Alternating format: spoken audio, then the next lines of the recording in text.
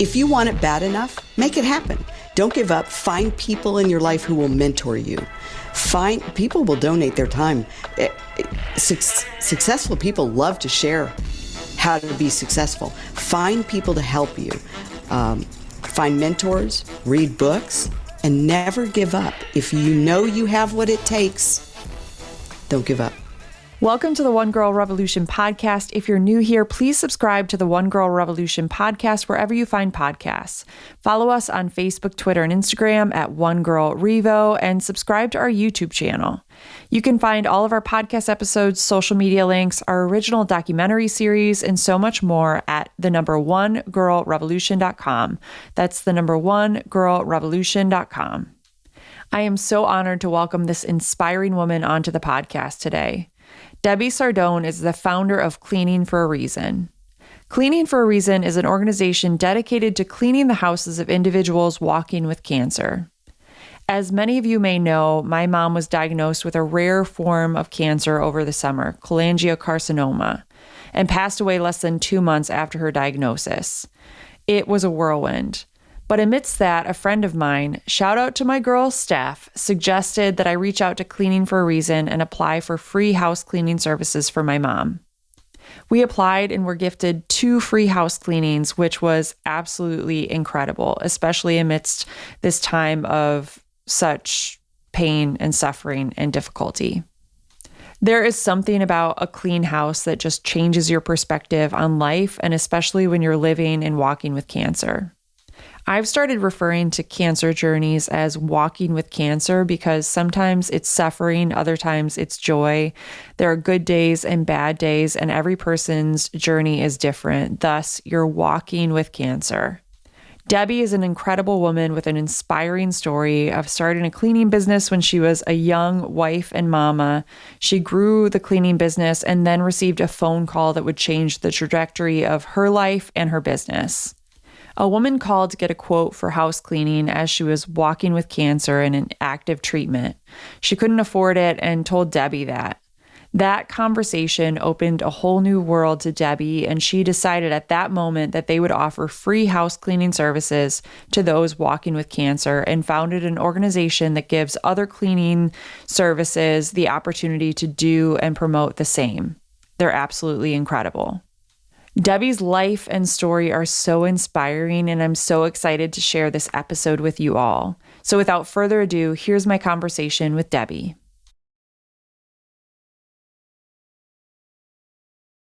Debbie, welcome to the One Girl Revolution podcast. Thank you. I'm so happy to be here. I am so happy to have you on. I know that we've talked about having you on for a while, and so I'm grateful that we finally had the opportunity to. And I have a personal connection to you and Cleaning for a Reason that kind of led me to me having you on the podcast. As you know, my mom was diagnosed with a really rare form of terminal cancer just in mid-July, so it feels like a whirlwind.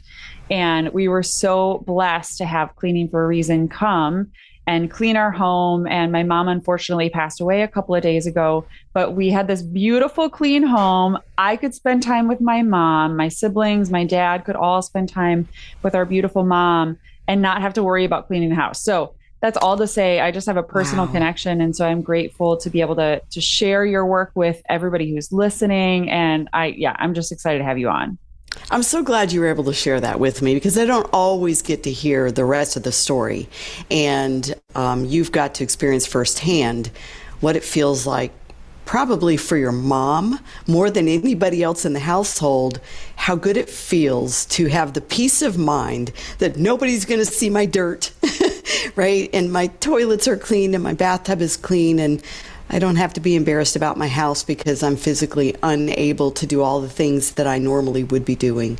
So I'm very grateful that we got to be a part of that gift for your mom. Yeah. And I will tell you, she was from her hospital bed. She was bossing us all around to clean up different things and vacuum up the dog hair and all of that. So when your team came in, it just was we're just so grateful. And she loved it. So anyways, I know you have so many stories and so many people like myself that have been touched by your work. And so I want to talk about all of that. But before we get into the work that you do, I would love to rewind and talk about your story, because I think that our stories always play a role in who we become and who we're becoming and why we care about the things that we care about. So I would love to rewind and hear a little bit about your upbringing, where you're from, who you are, and just a little bit about your story.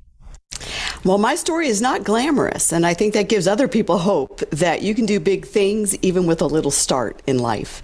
But I grew up in Miami, Florida, just in a great middle-class family, two amazing, loving parents that demonstrated love and caring and compassion and giving my whole life. And I really didn't have plans for college or career, and I got married at 18 to my sweetheart.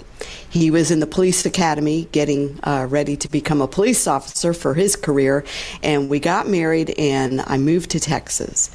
And it wasn't long, a few years later, just a few short years later, we were going to have our first baby.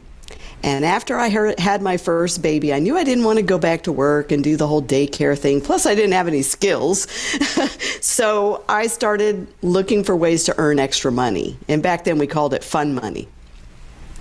And I started cleaning houses. I answered an ad in the newspaper. Back then, that's how we advertised.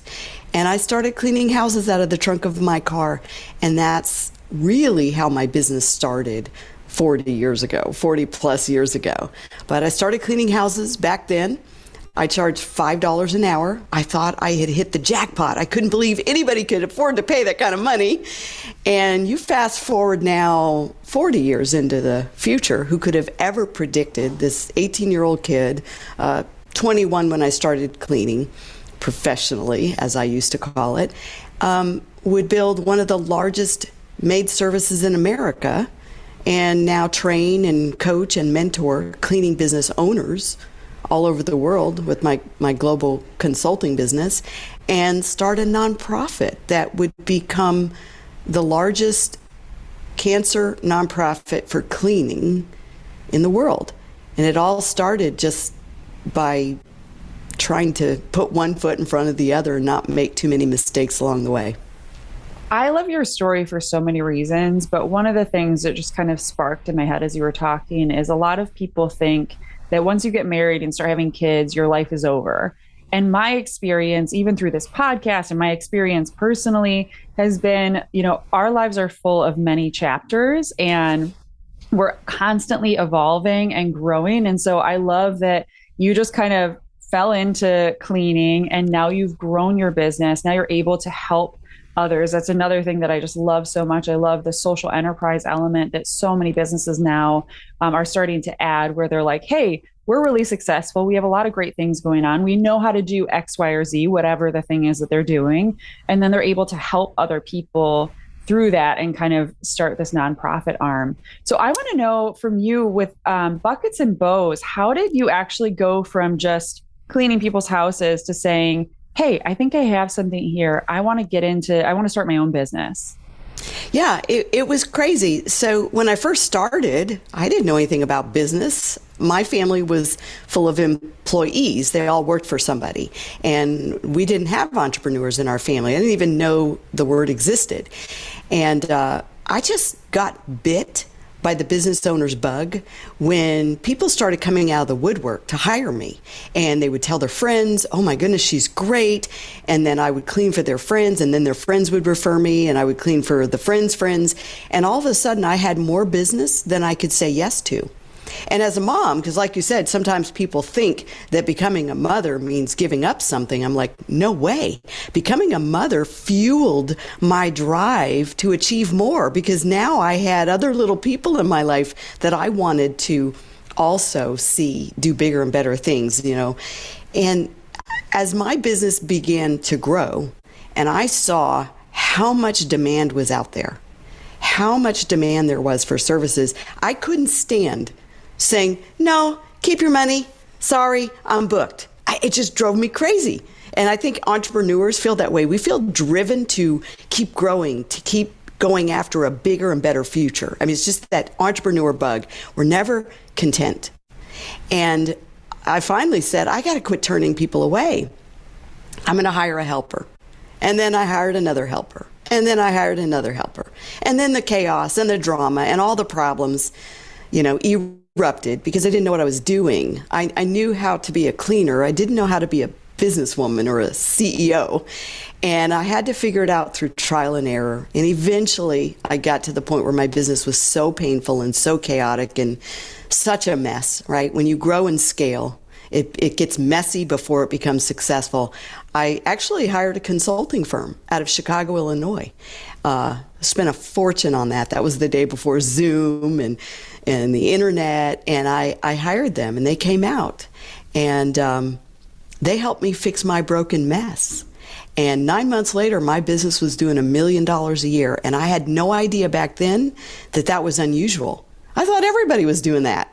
I had no idea that my cleaning company was bigger than most of the franchise cleaning services around me. I didn't know. We don't talk to each other as competitors. And now it's literally in the top 1% of all maid services in the world. So don't give up. Just find a way. And that was my determination. I never, ever said, oh, I guess it's not going to work. This is driving me crazy.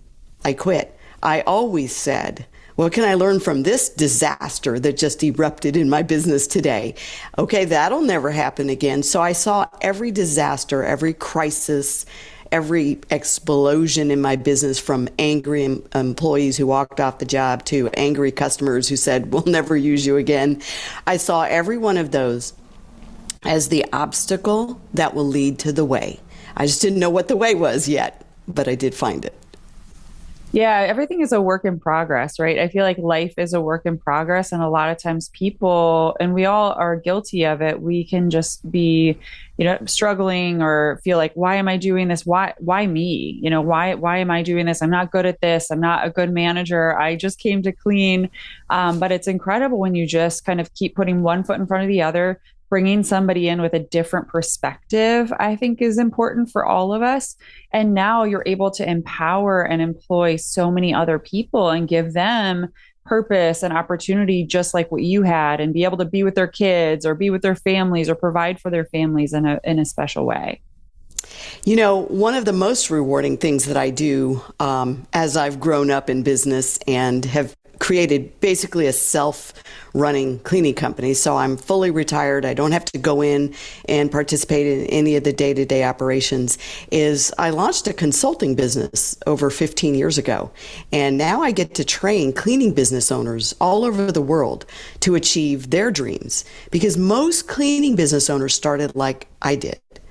We didn't have any money. We didn't buy a business or a franchise in most cases. We filled a financial need. We started cleaning homes, and all of a sudden it's so big, it's out of control, and our life is miserable, and we're not profitable, and we're dealing with stress and chaos and long hours and low profits. And so I get to help those people achieve what I did just by taking the systems that worked for me and showing them the way, and really helping them power their brand and build their business and create jobs for people that love what they do. Because you know what? If you clean houses, it's kind of in your blood. We love it. It's therapeutic. So I have a question. This is very personal. Do you like to clean your own house, or do you just like to clean other people's houses? Only if I'm mad or depressed will I start cleaning and tearing into drawers. But fortunately, my cleaning company cleans my house, and I'm what we call a test house. So since I really don't go in anymore, nobody knows me. And so they knock on the door, I get the newest employee, and they have no idea who I am, unless they did some research on the internet. And sometimes they can see the look in their eye and they're like, but I do love the joy of having my house cleaned. And anybody that can fit that into the budget, it is your favorite day of the week to come home from work to a sparkling clean home. So only if I'm mad or depressed do I go through and start cleaning. Otherwise, I get the joy of having my own cleaning company clean. That's the same with me. I get really, if I'm stressed out or angry or sad or whatever, I'll just start cleaning things. Just start cleaning away. But it's such a gift. And like I even shared with my mom, it was so amazing just to have somebody come in and clean and not have to stress about it. And it's amazing. I want to speak to that because a clean home is therapeutic. And people don't realize that until it's clean, right? A dirty home or a messy home, all that clutter creates more stress in your life and frustration and annoyance, and especially a cancer patient that's really in the battle for their life.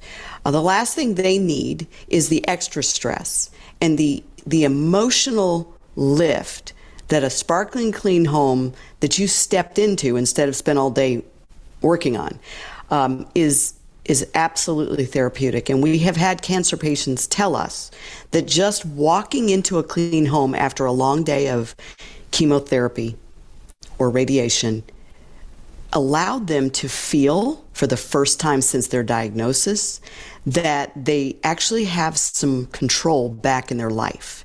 Because when a patient is diagnosed with cancer, their whole world is upside down. And you've already seen this with your mother. They feel like everything is out of their control and out of their hands. Their life is in the hands of their doctor and the medicine and the family that can help them.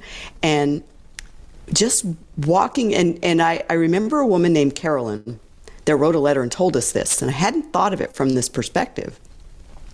But she said when she received her stage 4 diagnosis of breast cancer, she had already written her life off and she was getting her affairs in order, but she didn't tell her family that she didn't believe she would beat it. She thought, well, I'm going to put on a positive face, but there's no way I will beat this.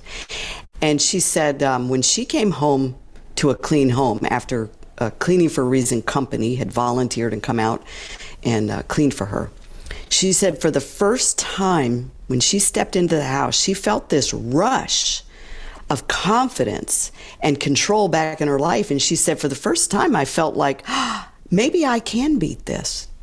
And it never occurred to me how that level of control people lose when they're diagnosed with a serious illness, and how just a small gesture of stepping into a clean home can make you feel like you're back in control. And I've never forgotten that letter. It's probably been 10 years since I received that.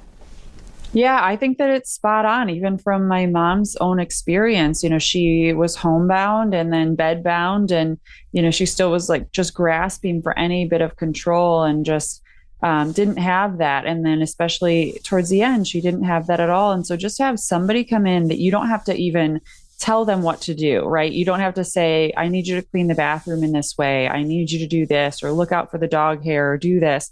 Just a team comes in, cleans the whole house, and you feel almost this lifting off of the house. And so I don't know what I'm going to do with the rest of my life, but I feel like having a clean house and having someone come clean my house from time to time is definitely going to be a part of it, because I feel that, and it makes people feel empowered just having a clean house. It is incredible. And I'm going to encourage you, when you're ready to hire a cleaning service, go to our website and find one of our participating companies. We have over 1,200 cleaning companies that are a part of my nonprofit, scattered all over the United States and, of course, in all the major cities. So always check the website when hiring a service, just for services, because they are volunteers. They clean for the cancer patients completely from the heart. They're in business just like my company is in business, to make a living. And this is just one of those things they do for free, because they know how important cleaning is, and they know how important it is to give back to your community. That is a great point. So anybody who's listening and wants to have their house cleaned, go to the website and look for one of the partners, because we want to support good businesses that are doing good things and good people that are doing good things as well. So Debbie, I want to transition into Cleaning for a Reason. I know we've talked a little bit about it. You've shared a little bit, some of the stories already, but how did the idea for Cleaning for a Reason start? Here you have this bustling maid service business that's going and moving forward. What was the spark moment, or was there a spark moment where you were like, hey, I have this idea. I think that we could do this from a nonprofit perspective. How did that start? I remember it like it was yesterday. So this was, over 20 years ago. I'm in my business, my cleaning company, doing what I do every day, answering phones, giving quotes, hoping to close another sale, managing my employees. And the phone rang. and a woman said, I'd like to get a quote for cleaning my house. And I went into business mode like I always did, and I got all the information. I gave her a quote, and she said, oh, I can't really afford that right now. I'm going through chemotherapy and recovering from breast cancer surgery. And so I can't really afford it because I'm not working. But I hope to call you when I get back to work. And, I didn't think anything. I thanked her. She thanked me. We hung up the phone. This was before the days of caller ID. And I remember as soon as I hung up the phone, sitting there at my desk, looking at the phone, thinking, why didn't it occur to me to just give her the cleaning for free? It never entered my mind because I was in business mode. When you're in business mode, your mind is thinking about winning a sale. And she had called me, and that's what you do with prospects. But I never thought about the fact that I could or should have an answer when there's a true need and an opportunity to give back. And I called a staff meeting with my leadership team, my admin team, that day, like within minutes. And we had a little huddle in the hallway. And I said, I'm going to tell you right now, if we ever take a phone call from a woman battling cancer who needs her home cleaned and she can't afford us, you have my permission to give the services away for free. It's now a company policy. Just give it to her for free. You don't have to stop and ask me if I'm not here. You don't have to call me and ask me. Just give it to her. And so because of a missed opportunity, I formed a company policy. And I did that for years, but it was kind of the best kept secret. Right? It's like, if we heard about somebody at my church, then I would go to them and say, would you like for my company to clean your home for free? Or I heard about somebody at the Chambers of Commerce, some of my employees whose mother might come down with cancer, or an actual employee. We cleaned for one of our cleaning technicians for quite a while she was battling cancer. But it wasn't known, it wasn't public, and I didn't know how to make it known without people abusing my generosity. And then fast forward, as I matured in business and began to understand that giving back should be a part of your brand. It should be a part of even your marketing. It should be a part of how you grow your business and how you differentiate yourself and really allow people to choose your company for more reasons than just, hey, we clean good, right? As I matured in business and I began to teach that concept, I was sharing that at a conference when I was speaking at a conference around cause marketing and giving back and elevating your business in your community. And I was amazed at how many cleaning business owners, because it was a cleaning business conference. Believe it or not, there is such a thing. The ISSA is the Worldwide Cleaning Association. And I was speaking at the conference. And I was amazed at how many other cleaning companies, just from around the country that had come in for the conference, came up to me and said, Debbie, I want to do that in my community. How do you do that? How do you find the patients? How do you avoid people taking advantage of you? What does this look like? And on the plane home, I drafted out a plan to start a nonprofit. And I came home and I told my husband, and I said, honey, we're starting a nonprofit. And that's really how it started. Watch In Tandem, the new short documentary by One Girl Revolution, which highlights the incredible story of Caitlin Cullen and her restaurant in Milwaukee, The Tandem. The Tandem is more than a restaurant. It's a family, a community that at its height was a bustling restaurant serving food and supporting every single person who walked through its doors in one way or another. If someone needed a job, you got it. Having a bad day and needing a smile or a laugh, The Tandem's got you. Having a rough time and need support, The Tandem isn't just a restaurant, it's your family. They got you. When COVID hit in March 2020, The Tandem stepped up to serve the community in a new way. They stopped selling food to customers and started solely feeding people in need. The Tandem community ended up feeding over 115,000 people during the first year of the pandemic. Absolutely incredible. Get to know Caitlin and the Tandem story in One Girl Revolution's new short documentary, In Tandem. Watch In Tandem today at onegirlrevolution.com or on YouTube. Please watch and share this inspiring story. How has it grown? So I know that it probably has evolved and grown, and I know that you mainly do cancer patients, but I also saw on your website that you've done first responders, veterans, and other people as well. How has it grown? Tell me more about exactly what you do. I know you partner with different cleaning organization or cleaning companies across the country that donate their services, but just tell me more about Cleaning for a Reason.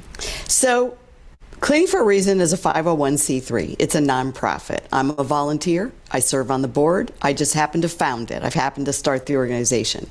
It actually merged with ISSA Charities. Again, ISSA is the Worldwide Cleaning Association. Merged with ISSA Charities just a few years ago. So I'm still on the board of directors, and I'm still the founder, and I'm still the spokesperson for the organization. And Cleaning for a Reason only does cleanings for cancer. And we recruit and enlist the help of any maid service that we can get in front of and talk them into joining the program and giving back. Now, my own cleaning company, Buckets Bows Maid Service, is just one of the members of Cleaning for a Reason.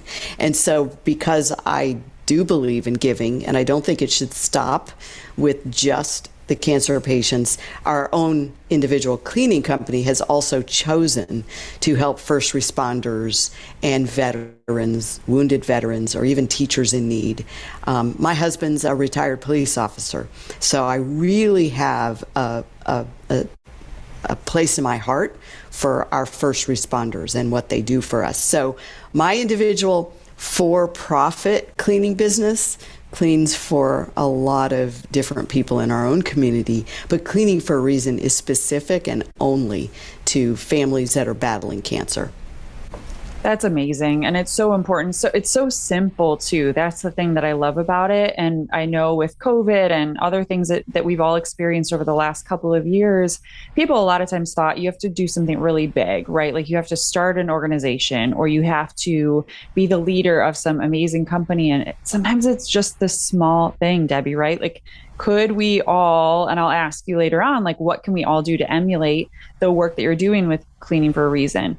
Could we just go clean somebody's house, somebody that just had a new baby, a first responder that we know is pulling overtime, somebody who's struggling, like imagine or hire a cleaning company to go and clean somebody's house. There are so many little things and it's so simple. Cleaning houses is just such a simple thing that can have such a massive impact.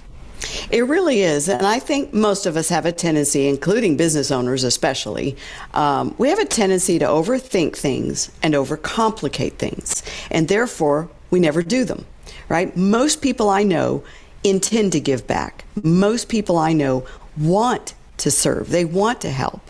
And they say things like, when I'm making more money, X. When I get my business under control, I will donate or I will serve. And the truth is, you can take a tiny step, a small step now. And if you take a small step right now, you'll be able to take a little bit bigger step later. One of my favorite quotes is from Zig Ziglar. And he talks about how to get everything in life you want. And he said, the way to have everything in life you want is to help others get what they want. And it's so true. And so rather than think, well, someday I'm going to start a nonprofit, right? That's too complicated. Just go donate to a nonprofit. Someday I'm going to create some kind of a give back program in my company.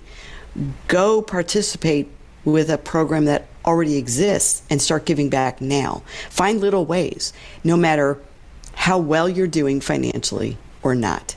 We can all find a way to give and serve. Sometimes it's writing a check. Sometimes it's just being a fundraiser because we can't afford to write a check. And sometimes it's actually getting our fingernails dirty and going out there and emptying someone's trash every Thursday before the trash comes because you know that individual is sick. It's those little things. And I always encourage people on this podcast to be thinking about their own lives and just to notice people, right? Know your neighbors, know what's going on in people's lives around you, even just see people at the coffee shop or a restaurant. Like if you see somebody that might be having a rough day, do something kind, some sort of kind gesture. You never know what massive impact that can have. It will change your life. Some people think, well, that's really nice and I should do more. But I'm going to say, go ahead and be selfish because we all are. Giving and serving other people will literally change your life because it becomes addicting. You become addicted to feeling amazing after you've helped someone without a profit motive, right? Anybody can help someone with a profit motive. But when you help someone without a profit motive, nobody saw it, you just did it out of compassion, you feel amazing the rest of the day. And that's free, right? That level of human experience doesn't cost you much. You know, whether it's standing in line behind a family you can tell struggles and paying off their groceries, you get to feel good about that one act for the rest of your life. And maybe it cost you $50, or paying for those shoes that somebody was buying that you could tell they could probably use a hand up. You've heard of people paying for the Happy Meals in the car behind them when they go through the line at McDonald's. You know, just here's something that I decided years ago. I made a conscious decision years ago to stop ignoring giving urges. Giving urges. We all get giving urges, and then we talk ourselves out of them, right? Like the waitress that did a terrible job and is obviously having a bad day, and we thought, you know what? I ought to give her a $100 tip for that $15 lunch. And then we talk ourselves out of it. Well, but she didn't really deserve it. And yeah, I really need to pay off this bill. And we talk ourselves out of it. And so I made a decision a long time ago to stop ignoring giving urges, because you live with the regret for the rest of your life, right? For the rest of your life, you think, you know, I feel bad I didn't go over to that lady in the parking lot and help her unload her groceries. I wanted to, and I felt a little awkward, and I kind of feel bad I didn't do it. You know, giving back makes you feel good for the rest of your life, and then you keep doing it because it feels so great. Debbie, I feel like you're changing my life right here on this podcast. And I know everybody else is going to be thinking about all the little things that they do on a daily basis or don't do. And I love that, thinking about giving urges and just going for it. And again, it doesn't have to be something big. It can be something small, and just you notice it and pay attention to it and go. Okay, Debbie, I want to ask you about, I know you shared a little bit, a couple of stories, and you shared about Carolyn. I would love to hear a couple of stories of people that were helped through Cleaning for a Reason. And I know you have a lot, so I'll leave it up to you to choose a couple of maybe your favorite stories of people that have been helped through your work. So I'll tell you about two individuals. One is Stacy Swinghammer. In fact, she's now a volunteer at Cleaning for a Reason. And actually, she started as a volunteer, and I believe she's now a part-time employee. She writes the press releases for all the cleaning companies that join the program, and we want to get the information launched in their community. But I met Stacy at a Zumba class probably 10 years ago now. I'm working out at my Zumba class, and I could tell by her hair she was probably battling cancer. And we got to talking, and she shared with me her struggles with cancer and how the surgery she had gone through and the difficulty. And she had just been able to finally get back to working out. And she told me that she has a new date coming up for some more cancer removal. She really struggled. And I said, so you're going to be incapacitated? She said, yeah, I won't be at Zumba class for a while, recovering. And I told her about Cleaning for a Reason. And she immediately signed up and, of course, chose my company to serve her house. And she had her surgery and she had the cleanings. And she later told me, she said, Debbie, after my surgery, it was so intense, it was a complete mastectomy. She said, it would take me all day to take a shower. She said, because it was so painful to move and to be able to, shower, that it would literally take me all day, and then I'd be in bed for hours trying to recover. And she said, vacuuming my house was completely out of the question. And I'll never forget what she said. She said, Debbie, Cleaning for a Reason changed my life. No one has ever done anything like that for me before.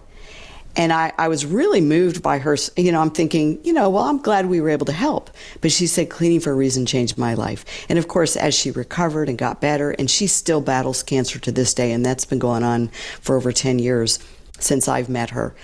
She began to volunteer for Cleaning for a Reason when she got better. She began to hold fundraisers. She's told all of her friends at chemotherapy about Cleaning for a Reason, and eventually, as a volunteer, Cleaning for a Reason hired her, and she works part-time in the office. It's incredible. Her name is Stacy. She's incredible. That's amazing. And then I'll tell you about Teresa. Teresa owned a cleaning service up in New York. And I met her at that trade show that I speak at to this day. I still go and speak. In fact, we have a big cleaning conference coming up in October. And I met Teresa, and she owned a cleaning service like all of us, there to learn how to grow and become a better business owner and a better leader. And she heard my talk on giving back and making a difference. And when I rolled out the nonprofit, which was the next year, I came back with a big trade show display and all kinds of, I had a logo created and I had some swag and t-shirts made with the logo so people would get it, because you got to understand, it didn't exist back then. So I was introducing this weird idea that, hey, you as a cleaning company should give away what you do for free to at least some people every month. And I rolled out the nonprofit and invited people to join. And she was one of the first people that stepped up and said, I want to use my business to serve cancer patients in my community. And she said, I don't really understand exactly your program, but sign me up now. And she was one of our charter members that joined as a cleaning company in New York. And I'm like, yay, now we're outside of Texas. Now we're in New York. And she told me that she lost her sister to cancer, and she had never quite been able to get over it. And I don't know, it was probably a year or two later when I talked with her about Cleaning for a Reason. She was one of our most enthusiastic cleaning partners. And she would clean as many cancer patients as would find out that she's offering this service. And she told me, she said, Debbie, as a business owner, Cleaning for a Reason is like vitamins for my soul. She said, I've never been able to get over the loss of my sister, but I finally feel peace in serving other cancer patients like her and making their life better. And I thought, it isn't just changing the lives of the cancer patient who receives the cleaning. It is literally changing the lives of business owners who give back, who are so overwhelmed with business, right? So overwhelmed with trying to make a living and trying to make a profit that they don't have time to give back. They don't have time to think about it. They might have those urgings. They might say, well, someday when my business isn't a mess, I'll be able to afford to give back. But when a business owner, no matter how well they're doing or how much they're struggling, chooses Cleaning for a Reason to be a part of their cleaning company, it literally changes the life of the entrepreneur. And for the first time, they actually discover something a whole lot more rewarding than just making money. And making money is fun if you're an entrepreneur. We do it for fun. We don't even have time to spend it. But it becomes the most rewarding thing you do, give away what you do for a living. It's an incredible dynamic that you could never have told me would have happened until I experienced it myself and others. Donate to One Girl Revolution's nonprofit organization to help us continue our work, highlighting inspiring women and girls that are changing the world through their lives, promoting their work and their organizations, and building a powerful and positive force out in the world dedicated to empowering women, their voices, and their stories. Donate at onegirlrevolution.com/donate. That's the number onegirlrevolution.com/donate. Well, I hope that everybody who's listening, no matter what their business or even if they just work for a business, I think a lot of times we can advocate for that particular company to do something good. And a lot of times people just don't even know where to start. But like you shared earlier, sometimes it's the little thing that we can do and just to give back, and even give back in your own personal life too. If you know how to clean, just offer to clean somebody's house. If you're an accountant and you can do accounting for a nonprofit or for somebody that might be struggling, there's so many different ways that we can give back and do good. And I just can't wait to see where you go from here. And so I want to ask you, with Cleaning for a Reason, I know that it has continued to grow and evolve and flourish. Where does Cleaning for a Reason go from here? And what are some things that you're working on? My big, hairy, audacious goal for Cleaning for a Reason is twofold. Number one, I'd like to see it become a household name like other nonprofits like the Komen Foundation, which is very well known and raises funds for cancer research. I would love to see Cleaning for a Reason become a household name so that when a member of the family is diagnosed with that horrible disease, the first thing they or someone in their life thinks of is, hey, let's get their house clean. Let's go find a cleaning for a reason company. But the second hairy, audacious goal that I have, which is the only way to fulfill the first one, is I want 10,000 cleaning companies in this program. We need to 10x. We have 1,200 cleaning companies, which is fabulous. I have no complaints. These people have already donated well over services to serve 50,000 patients since I've started the program. So, they're doing an amazing work. We've donated over $15 million in services to these families that need our help. But I'd like to see 10,000 cleaning companies. There are over 100,000 people who clean professionally in the United States. Some people have said even 150 if you count all the solo entrepreneurs, cleaning homes, cleaning buildings, cleaning anything, cleaning carpets. And within the cleaning industry, which I think the pandemic has shown everyone that cleaning is essential. It's not really just a luxury anymore. It's actually essential. And when you work for a cleaning company, you're an essential worker, which I think feels really great to the person doing the work. But for us to be able to be a household name where people think of cleaning for a reason first, when they're setting up their cancer treatment appointments, they set up their cleaning appointment. We need thousands of cleaning services donating. And we don't overburden any cleaning service. They get to set their own donation threshold. So a tiny company that can only give away 1 or 2 cleanings a month, that's fine. A large company like mine will clean as many as reach out to us. We'll clean 10 or 12 patients a month, which is actually worth thousands of dollars in labor and cleaning fees that we're foregoing. So little cleaning companies, solo operators, join Cleaning for a Reason. Just say, I want to give back through this program. And if you're not a residential cleaning company, you can still join the program by becoming a fundraiser and making a difference. We have a very easy fundraising platform where you can set your own goal. And I ask everybody, could you raise $1,000 in 1 year? 1 year. $1,000 in 1 year. Most people will say, yeah, I could do that, especially if I make it easy for you. I give you the app and you set your goal and it shows how far you are reaching your goal on the thermometer. Could you do that? And so anyone who wants to do that can participate by donating and making a one-time contribution, or setting up your donation to give every single month automatically, or becoming a fundraiser, setting up your fundraising app and just post the link on social media. Do it on your birthday, do it on your anniversary, do it once a week, do it in celebration of someone who became cancer-free, do it in honor of someone like your mother. Just become a fundraiser. Anybody can help, and it's really simple. Yeah, and I was going to ask you, so I'm glad you took the reins and told everybody how they can get involved, because I think there are so many different ways that people can support great organizations like yours, and sometimes it's donating. I think that's awesome that you have this donation platform, and I can't wait to check it out and share it, but also social media for people to share about what you're doing. And even I found out about Cleaning for a Reason. I had never heard about it, but when my mom was diagnosed, a dear friend of mine who is a cancer survivor shared it with me and said, hey, do you know about Cleaning for a Reason?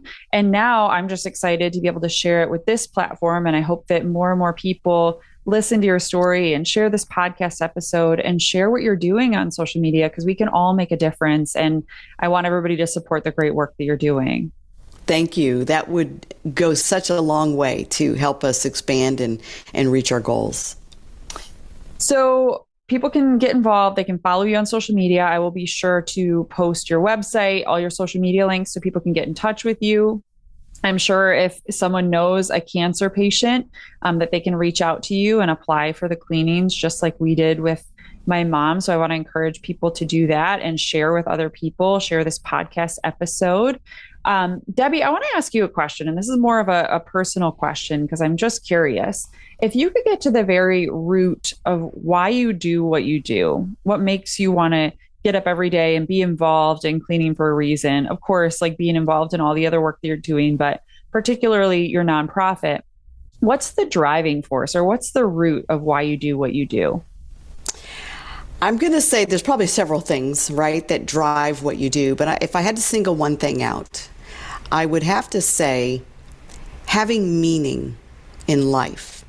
And, it's fun to be in business. It's fun to be an entrepreneur. It's fun to succeed in life and do things. But we all need to feel like what we do matters in this world beyond a profit motive. And I truly believe that people are happiest when they're giving. And so many people spend their lives feeling like somebody owes me and I deserve, and they spend their lives taking. It's not a conscious decision, it's just the way they live. And you see more depression and unhappiness in our country than we've ever seen before, and people are more prosperous than we've ever been before. And I think part of living a fulfilling life and living a life where you feel like I matter and life has so much meaning, and I'm just so grateful to be alive, no matter what my circumstances, because we've all had some pretty rough circumstances that can make us feel like I don't have anything to be grateful for. But there is something that changes inside of us when we focus on other people. And we don't have time to focus on our pain, our struggles, and all of the bad things that are going wrong. And so I really do believe that when you focus on others, somehow you forget a little bit of what pain you're going through. It doesn't mean it goes away completely, but the more you focus on others, the more you give back, the more you help freely from the heart, the happy you are as a human being. And I think we all really want to be happy. We all just want to be happy. It's this constant battle and fight, and one foot in front of the other. We all just want to be happy, and that's what we're seeking.